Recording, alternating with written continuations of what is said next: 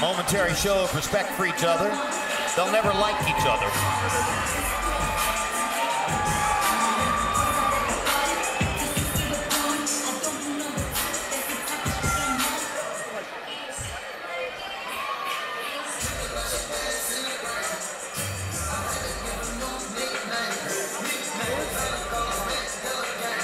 Harold Letterman, as you can see, scored at 99-91, giving 9 out of 10 rounds to Heather Hardy. That seems a bit wide, but just because a fight is... I was at the fight last night, and I know the results. I'm just covering it, you know, like I would normally do if I wasn't at the fight. So, Heather Hardy is now the new WBO. It's the WBO 126-pound women's champion, right? She was already... so she's never been full champion before.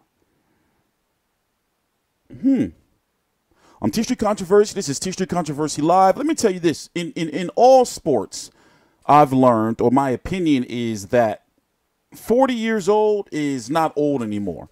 This is not motherfucking 1980. With modern medicine and technology and, you know, new information on health and the stuff and information being readily available on the internet, you know, the body can, you know, people can fight, play basketball, football.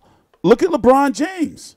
So I guess what I'm saying is this. Shelly Vincent does have some things she needs to work on, but she has gotten so much better going to the body. She's got to stick with that because, you know, at this point in time, she's 39 years old. You know, you can't teach, you know, how's the saying go? You can't teach an old dog new tricks. So she can't, you know, a fighter that's 5'1", you know, with her height, you will really want them to focus on being a boxer, moving around and setting up the shots. Or you want them to be a bulldog, straight for you, pressure fighter. She is that. She had really, really good success going to the body. There was at one point in time, I forgot what round it was, where she had hit Heather Hardy with a left uppercut. I think it was left uppercut, you know, to the body. And you seen Heather Hardy like lean into it, like, ugh, but then she stuck her tongue out. There were some good body shots mixed in there, but Heather Hardy also, to her credit, of course, she clearly won the fight. Wait, let's listen to the cards. For these scores to be tabulated. I know the cards already. And now, you probably can't see him. Flores has them in his hands.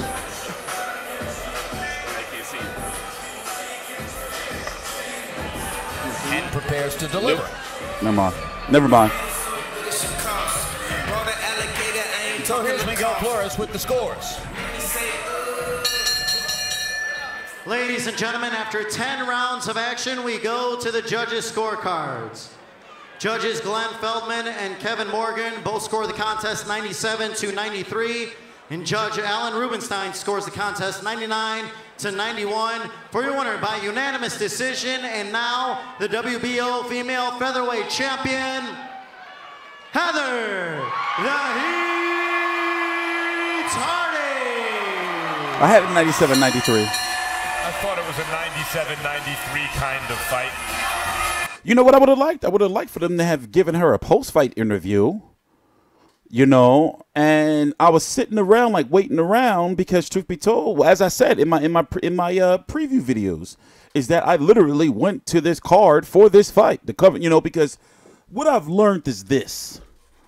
Let's look at the punch stats really quick. As you can see, look at that punch output from Shelly Vincent. But a lot of those missed shots were the ones upstairs. You see what I'm saying? A lot of them. Where Heather Hardy was picking her off, coming in on the inside, clean shots. So with this resurgence, you can't say it's a resurgence. You can't even say it's like a rebirth. This is like what women's boxing should have always been when it comes to the major fights and the major fighters being televised. Now we got to work our way down to the lower promoters, in especially those Mexican promoters and those, you know, South American promoters. You know, there's a lot of Nordic female fighters, German. You know, what is let's go take a look at. I don't want to stop the HBO stuff, but let's go take a look at the division. This is 126. Now, you can't really account, according to BoxRec, you can't really count Amanda Serrano at 126 because she's jumping up everywhere. Also, it seems like it's going to be officially announced soon that she signed with Dazn, thanks to Lou DiBella. And they're going to try to set her up against Katie Taylor. Also, somebody's been floating around the idea of maybe doing an all-women's card. That would be crazy, right? But I hope that if they were to do it, the women don't get into politics because I'm sure they're going to have it led by Katie Taylor and then Clarissa Shields. You know, and then they'll bill it as a double main event. But, you know, I hope there's no politics, you know, when it comes to who gets to come out first and all that. Imagine if they said, listen, you know, instead of trying to milk this. Oh, wait, damn it. Let me stop this. Instead of trying to milk this shit and make it all long and drawn out, you know, let's put the big fights in women's boxing on one card. Let's say if you get Katie Taylor versus Amanda Serrano, Christina Hammer versus I'm talking about the fighters that are available, because fighters like Nicola Adams, Michaela Mayer, with different promotional companies. For Sean Dazn Cruz is there. Over on Golden, she can be on Golden Boy because she fought on the Golden Boy card. Maybe Lou DiBella can pick her up or somebody. She's from Baltimore. I don't know. But it looks like now that the Zone is going to be the place to be for women's boxing. That's what it's looking like. I'm really interested in, let me show you who. This is 126, by the way. I'm really interested in, where we at? Did I lose it? Her. Maiva Hamaduchi. Or Duche. Duchois. 19-1 with 15 KOs. She be running down on, excuse my language, I'm just, you know, pop culture. She be running down on these bitches. You be running down on her. Thank God I'm not going to any more fights this year. I might go to the Atlantic City card for main events with Bivol versus Pascal. But I got a lot of motherfucking footage to catch up on, like fights.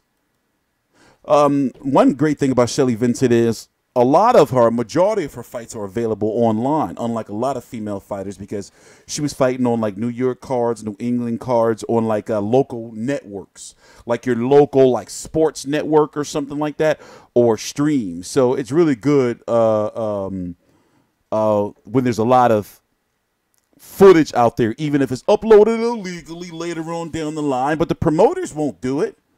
You know, like YouTube has been like the friend to boxing. You know, you even hear guys like Jim Lampley and announcers just overall talking about, yeah, I was on YouTube watching some clips, you know, and some fights. No, you was watching illegally uploaded footage. I mean, it is what it is. You know how you go on YouTube, you just be watching anything, you be like, damn, technology has changed, you know? Or Daily Motion or some shit. Daily Motion is really the source for like a lot of motherfucking fights you can't find on YouTube. But let me stop talking about that. No streaming fights. I pay for all my fights. Every single one.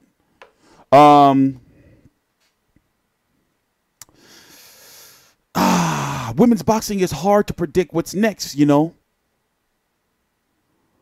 Like I said, in regards to Shelly Vincent, all she got to do is work on, you know, well, she's 39 years old, so she knows she's got to do. She's a grown-ass motherfucking woman. So, you know, I think that her strong suits is the body. She got to go to the body, like, more. Like, I think, like, her next, like comeback fight, I think she should focus on, like, body beating, like, the chick. You know, and see, like, what happens. Like, especially if she focuses on, because she's short. She can get in there. She can slip that shit. All it takes is, you know. But Heather Hardy, it's hard to say. She did have a nice little run. What was that? 3 fights in MMA or 2? In fact, let me go check. Was it 3 fights in MMA or 2? I watched both of them. I know I watched 2 of them. Did I miss one? It was 3. I think I should have seen. Oh, nope. I didn't see her last fight. I was in a coma. February the 18th. Crazy shit. For 3 weeks. So February, from February the 7th, from February the 7th until February the 25th or the 26th, I was fucked up. But you know, God is good. We here. Yeah, I didn't see that one. That's what it was. I got to go check that out. She won. So she's doing good in mixed, man, you know, and also Amanda Serrano is working her way up the MMA, you know, route. What I've learned is all great mixed martial arts women, all of them, have come from that underground, especially the ones that transition like Holly Holm from boxing to MMA. You got to start at those underling cards first and work your way up. And Amanda Serrano, with her striking, she has a really, really good chance to be great in mixed martial arts, especially since she's only 28 years old. She's got a lot of time. She's got another decade, you know? And with women's mixed martial arts, is not as much grappling. It's there, but it's not as much grappling and takedowns as, you know, versus men's, you know? I'm TstreeT Controversy. This is TstreeT Controversy Live. I cover every single major fight live. Please subscribe.